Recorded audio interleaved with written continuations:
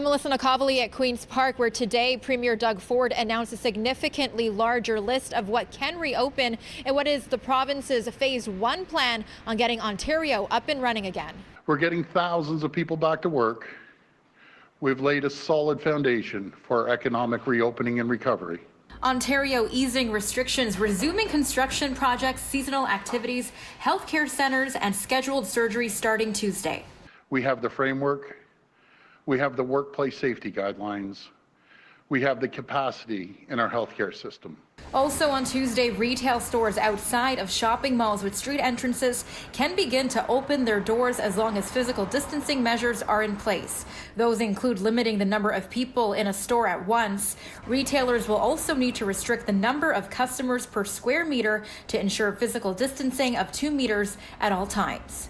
The Retail Council of Canada reacting to the news in a statement, they say in part, remain very appreciative of the efforts of the Ontario government to date. However, we are concerned today's announcement does not extend to malls. Therefore, retailers who have only an internal mall entrance will remain closed.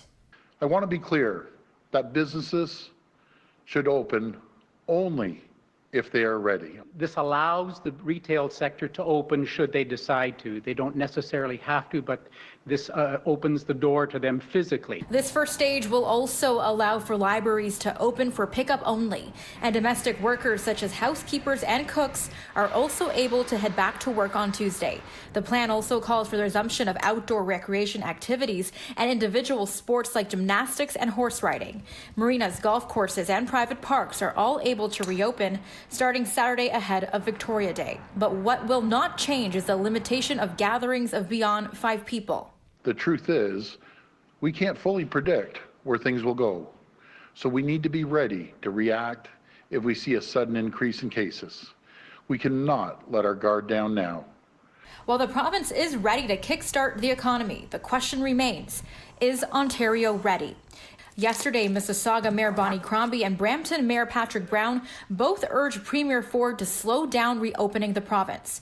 Today, Markham Mayor Frank Scarpitti issued a statement saying in part, a rush to reopen business or limited public service should not be at the expense of community safety. We have a long way to go.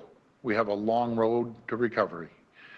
But let's take some time today and be grateful for how far we all have come.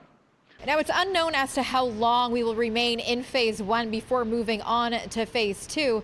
A full list of what will be reopening in the coming days can be found on our website, citynews.ca. Melissa Nakavali, City News.